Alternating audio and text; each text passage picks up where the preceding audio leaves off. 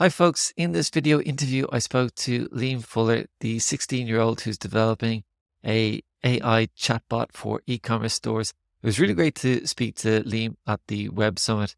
I had a little bit of an issue with my audio, so I recorded my voice over the top of the conversation, but Liam's voice and his interview are the exact same. So just to let you know, if you feel the audio is a little bit unusual, that is the reason. But anyway, Liam spoke so well, I absolutely wanted to keep his segment as normal and as identical as possible.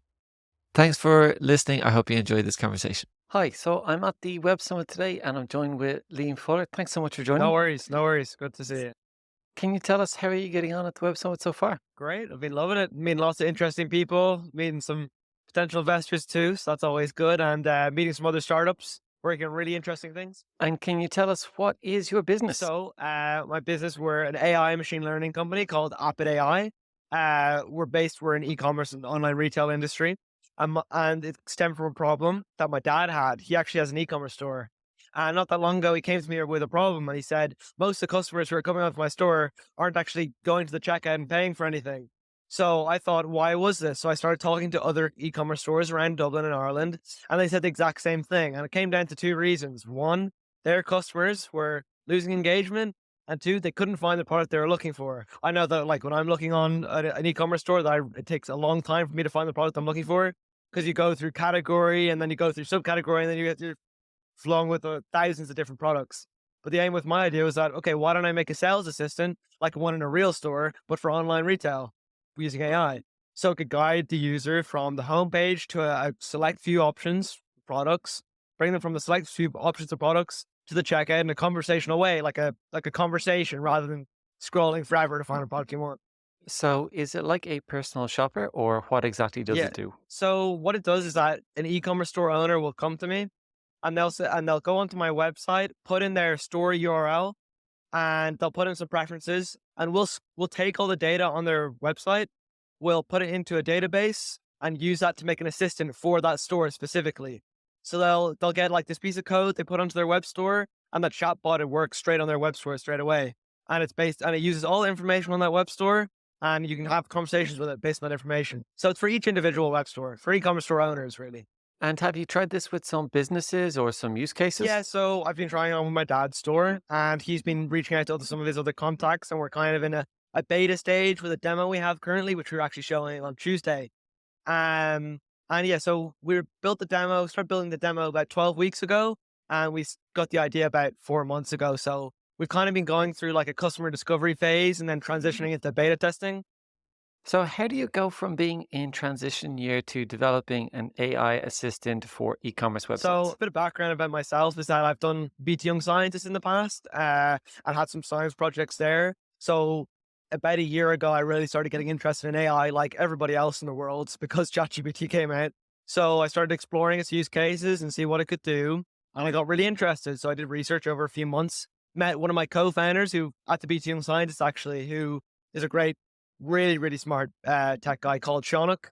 And we explored AI and looked at how we could use ChatGPT to make a sales assistant and make talk a certain way and react a certain way and behave a certain way. And that was by far one of the most difficult parts of it. Are you surprised that you've gone from just kicking this off 3 or 4 months ago to now being at the Web Summit and pitching it to potential investors? Yeah, like it certainly got really real in so we applied for Web Summit about, what is it, 8 weeks ago? Probably a bit before that, but I was like, oh, we'll just apply. We'll see what happens. Then I got a call and I was like, oh, I actually have to do it now. And they're like, we'd love to have you along. And I was like, great. Oh God, I have to make a demo. So that was 6 weeks grinding it out, trying to make a demo, talking with some of my mentors, getting a pitch together, getting it ready. So I had a lot of supports coming here, but I am surprised that I actually managed to get it done. And now we're in actually a pretty good place. And can you tell us about some of the businesses or use cases? How are they going? What sort of So feedback are some you of the getting? feedback we're getting is that they love the product, but they want it to be on Shopify. I don't know if your audience knows about Shopify, but it's a platform that lots of e-commerce stores use to sell their products and manage their products. And all the e-commerce stores I talked to said, I want Shopify, I want Shopify, I want Shopify.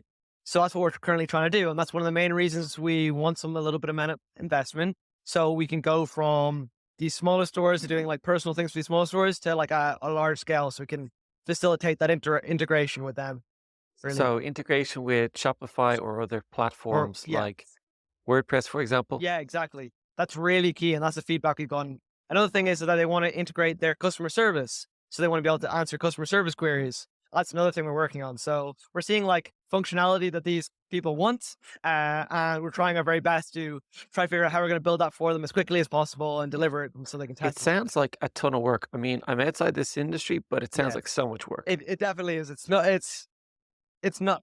It's really not. It's not easy. I know, like a lot of I have some other friends who may be my age who want to start their own business, and a lot of times I tell them is that don't. It's so hard. But I mean, you have to kind of weigh up the risk and rewards because realistically, 98% of startups will fail.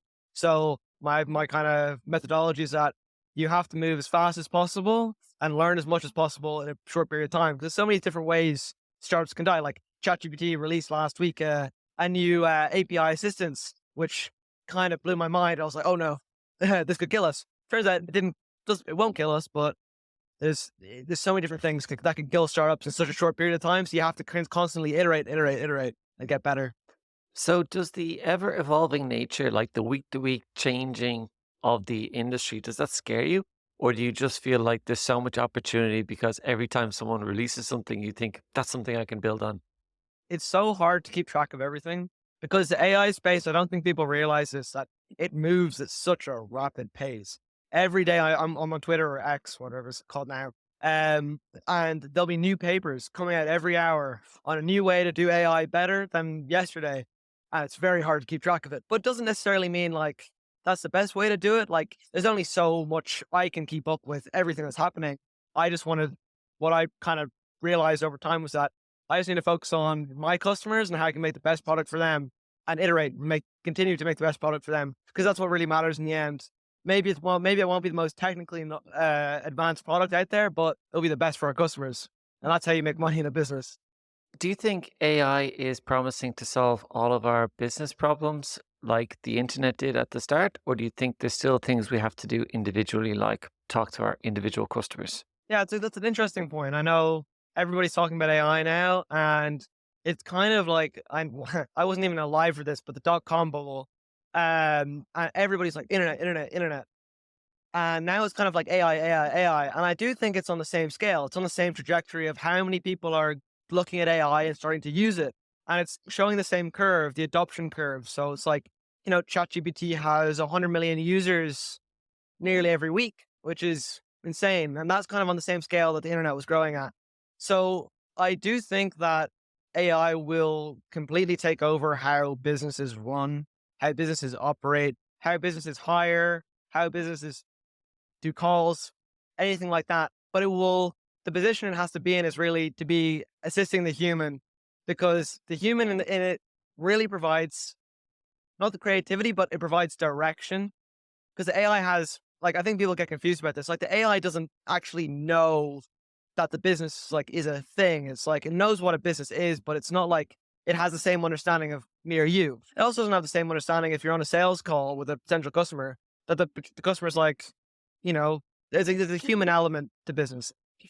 Obviously, you understand AI very well, but there might be businesses that are nervous of it or people that are scared of it. Do you find that people are generally open minded with it and accepting, or is it something that you really have to talk them through? A lot of them are open minded, but they do have a lot of questions, and rightfully so. And we try our very best to answer those questions and be very clear and educate them about AI and what we do. And saying that we use ChatGPT makes them feel a bit better in a sense because of privacy concerns. And we basically, one of the things that we say is that we use your data and your data only.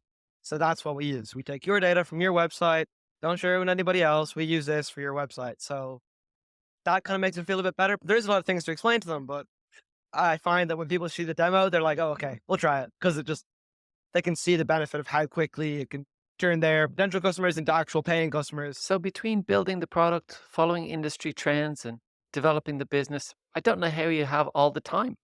Do you have plans to take on other people, or how do you see that going? You've probably seen yourself being launched into the CEO kind of position. Is that right? Yeah, I would say that.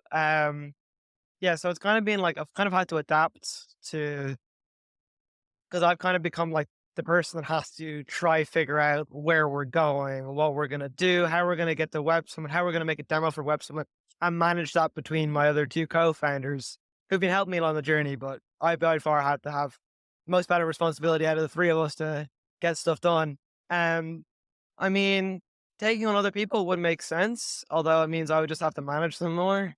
Um, but I do have contacts where they said they would help me in terms of if we're in maybe a position in a few months' time where we may need another person to help me out. Or maybe that's where the investor comes in, where they bring not just money, but also other members of the team and Exactly. advice. And that's why like that's kind of what we look for sometimes in like I was talking to a group of investors yesterday who specifically target startups that are non-technical founders because they take care of all the technical stuff. And that's part of the equity that they take from you. And that's the reason. So that's like it's a service almost. That's something we might be interested but yeah, And would you prefer to be focused on just the product or the business or both? both. Both. I want I've I've done enough research and I know enough about, I've always had a passion for startups and I can see like I always go back to the Intercom example and I compare ourselves to Intercom, although they're a massive company and we're definitely not them. What they've built as a product is really unique. Sure, they use ChatGPT and they have competitors to do AI customer service, just for context. Intercom is an AI customer service tool for all sorts of businesses across the world. And most businesses use it on their website to answer customer support queries. Um, but that what they've built as a product is amazing. You can connect your HubSpot, your Shopify, and any other integration you have into them, and you control it through them. All your customer support is through that.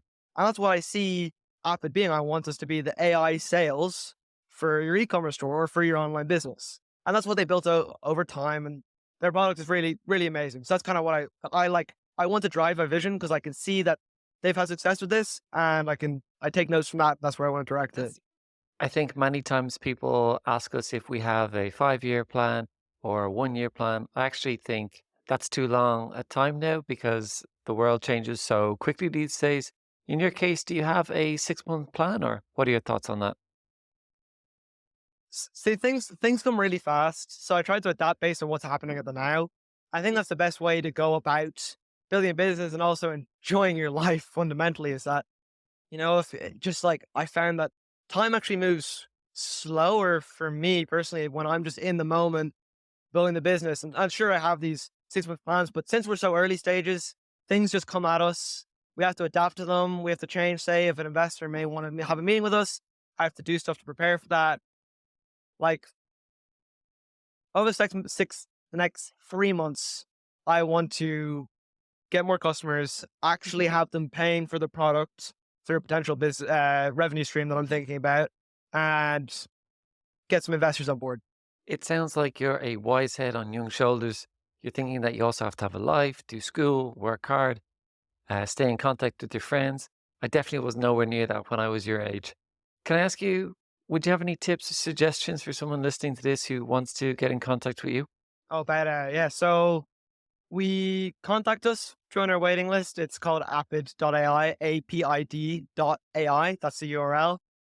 Just reach out to me on LinkedIn. My name's Liam Fullers. Just reach out to me, send me a message, give me a call, give me a message, whatever it be. I just like to have a chat, just casual chat, not trying to sell you anything. So, look, it sounds like you're on a very exciting trajectory and a wise head on young shoulders. Good on you.